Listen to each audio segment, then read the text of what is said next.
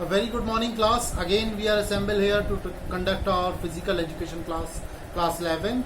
First we will revise the chapters of physical education जो पिछले chapters मैंने आपको करा दिए हैं. उसके बाद अब आपके इंडिविजुअल क्लासेस हो रहे हैं, थोड़ा सा चेंजेस हो गए हैं. तो आपको इंडिविजुअल क्लासेस में आपको इंडिविजुअली दोबारा से आपको रिवाइज कराना है चैप्टर, और आपको ये बताना है कि how to you write your answer of your questions. तो पहले से लेके जितने तक मैंने करा दिया है, पहले चैप्टर से लेकर अब तक, तो सारे आपके चैप्टर्स पूरे कंप्लीट कराए जाएंगे. और उसके जो क्वेश्चन आंसर हैं वो मैंने जो पहले दिए थे उसको कैसे आंसर देना है वो मुझे आपको बताना है, कैसे लिखना है वो मैं आपको बताऊंगा, और कुछ आंसर्स या पीडीएफ में आपको ये पिक्चर्स में आपको उसकी दूंगा. जैसे पहले मैंने आपको चैप्टर 1 में changing trends of physical education जो आपका चैप्टर था वो मैंने आपका लिया था, what is the changing trends in physical education.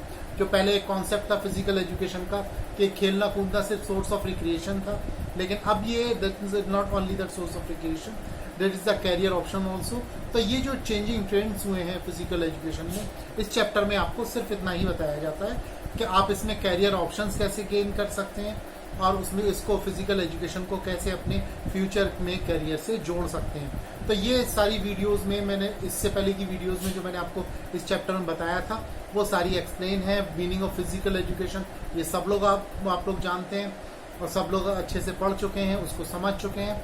अब आपको क्या करना है कि आपका आंसर आता है जो आपको एग्जाम में क्वेश्चन पुट अप किए जाते हैं, तो उसके आंसर आपको कैसे देने हैं, कैसे लिखने हैं, क्या उसके जो कंडीशंस होती हैं, जैसे शॉर्ट आंसर टाइप क्वेश्चंस होते हैं, लॉन्ग आंसर टाइप क्वेश्चंस होते हैं, और अगर उसके साथ साथ अगर शॉर्ट नोट्स आते हैं तो वो आपको, जैसे मैंने आपको पहले बताया, एक very short answer type question 1 marks का होता है, ओनली 1 मार्क्स. और शॉर्ट नोट्स में जो आते हैं वो 2 और 3 मार्क्स के हो सकते हैं, 2 मार्क्स का भी, 3 मार्क्स का भी.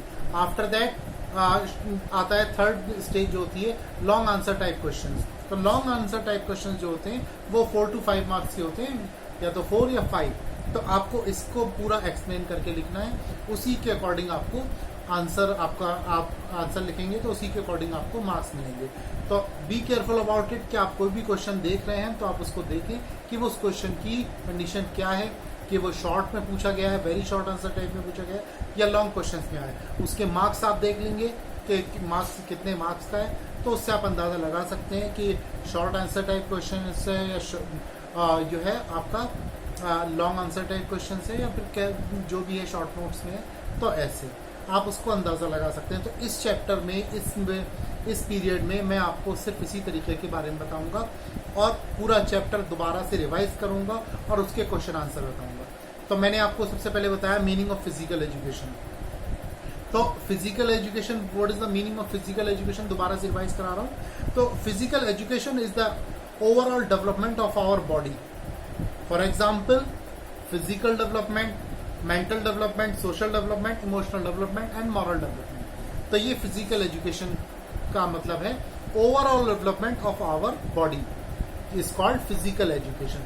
तो फिजिकल एजुकेशन में डेफिनेशन भी है इसकी, और उसके साथ साथ उसको एक्सप्लेन करना है. अगर क्वेश्चन आपसे पुट अप होता है कि write the concept of physical education, तो it means you have to write the meaning of physical education, you have to write the definition of physical education, and you have to explain in your own words about the physical education. That is called the concept of physical education. तो इस तरीके से आपको अपना answer लिखना है और step by step उसको समझना है कि कैसे इसको कराया जाता है. तो डेफिनेशन पे अगर आ जाते हैं, जे बी नैश की जो डेफिनेशन है मैं आपको बता रहा हूँ.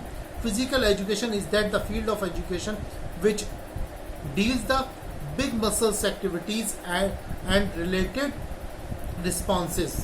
इन्होंने बताया physical education related the big muscles activities. तो आपकी बिग मसल्स एक्टिविटीज को उन्होंने फिजिकल एजुकेशन का नाम दिया. J.F. विलियम्स ने कहा physical education is the sum of the man's physical activities selected and conducted to develop personality.